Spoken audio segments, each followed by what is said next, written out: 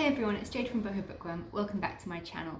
Today I'm going to share with you some of my most anticipated 2021 releases. On April 6th, probably the book that I am most anticipating for the entire year is coming out. It's the new Caroline Kepnes book in the You series. It's number 3, it's called You Love Me.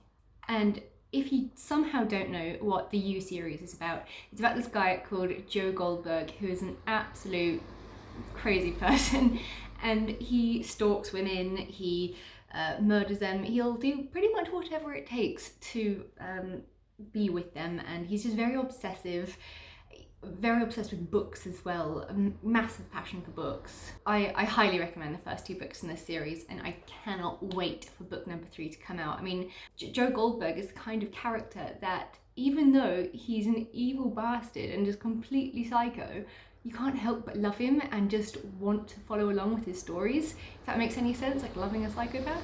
So in book number 3, we're following Joe on his new journey in life. He's decided he's done with love, this girl he was obsessed with. He's going to start a family one way or another, even if it kills him. This is his new project.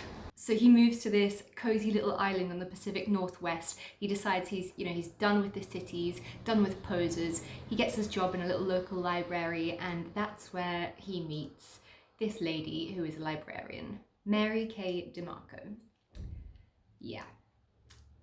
If you've read the first 2 books, you know that this is not going to go very well. Sorry, I've had such a sniffly nose all day. So Joe decides that he is going to woo her the old-fashioned way. He is not going to stalk her or become obsessive. He's basically going to be there as a shoulder to cry on when she needs it. She's a very busy person, she's got a kid, she's a friend to a lot of people, so, can love triumph over this? And how is he going to deal with everything? Obviously, I just know anything to do with Joe Goldberg I'm going to absolutely love, and this means that we'll be getting a new Netflix show soon for it, which, thank God.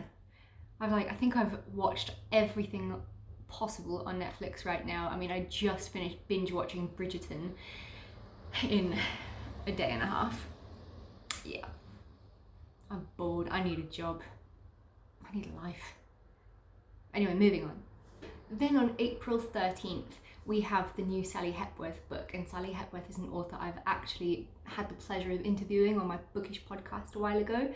She is a brilliant author from what I gather. I loved her book, The Mother-in-Law, and I've also read one called The Family Next Door, which frankly wasn't quite as good as The Mother-in-Law, but it still had something. So this next book is called The Good Sister. So The Good Sister is about a set of twins, Rose and Fern. Fern is more the quirky one, and Rose is the more kind of put together one. They are as close as twins could possibly be, and I quite like the fact that this is a thriller about twins, because my book is about twins as well. So I just think that will be a nice thing to dive into, and I like the idea of that connection that you have, and I'd love to read more books about twins, to be honest. So it turns out, as we get to know them, that their mother used to be an absolute sociopath. So Rose is always the one that's kind of protecting Fern from her mother and from the truths of the world. Fern is more the kind of person that sees the good in everyone, like me.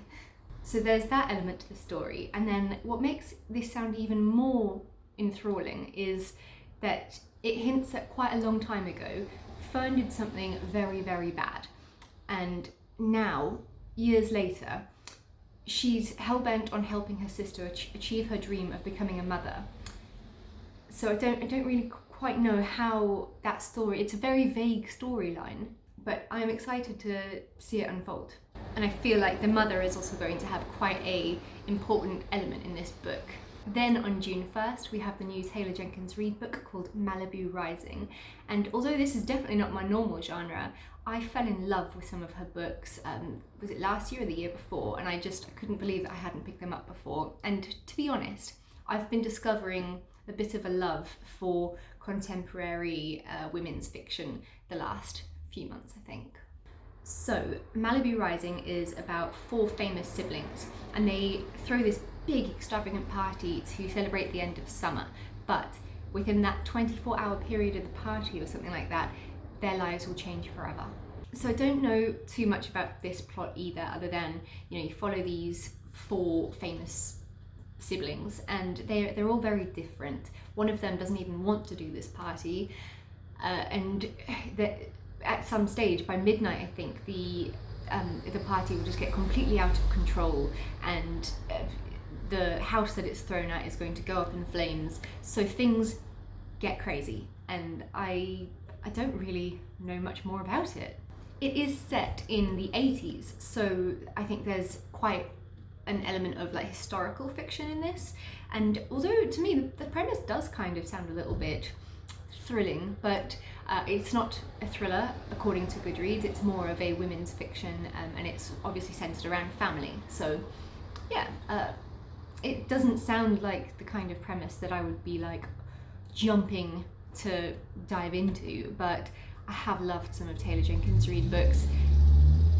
She hits me hard, I find myself in tears over her books, so here's hoping.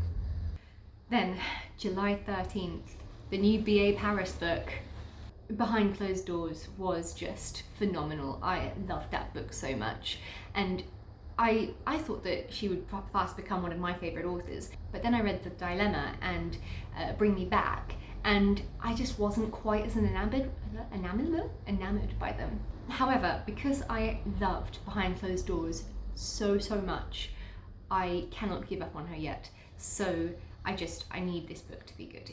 This one, July 13th, gets released. It is called The Therapist. So this book opens with a couple called Alice and Leo.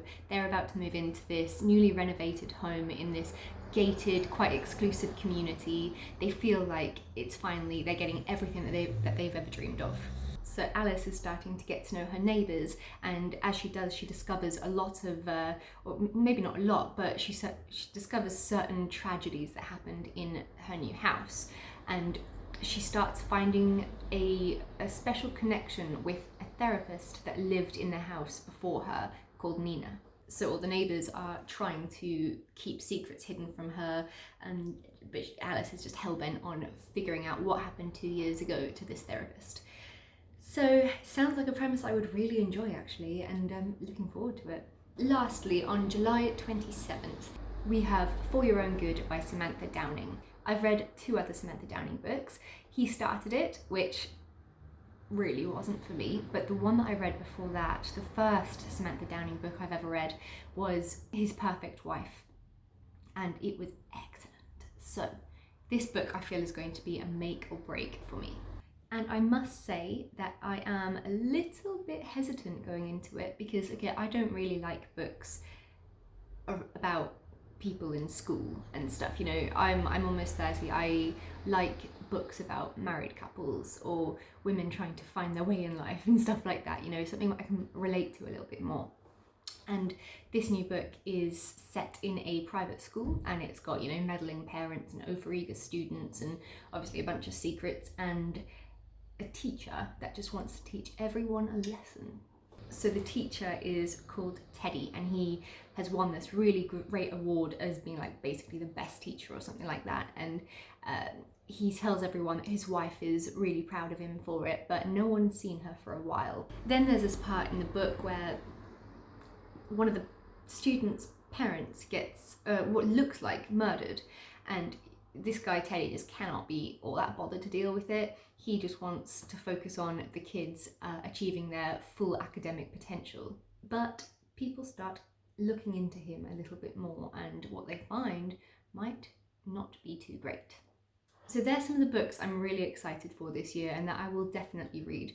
I feel a lot of the time my monthly TBRs are just ridiculous because I hardly ever read any of the books. I go off on my own tangent. I mean, I've read 7 books this month already, and I don't think many of them are ones that I actually planned on reading.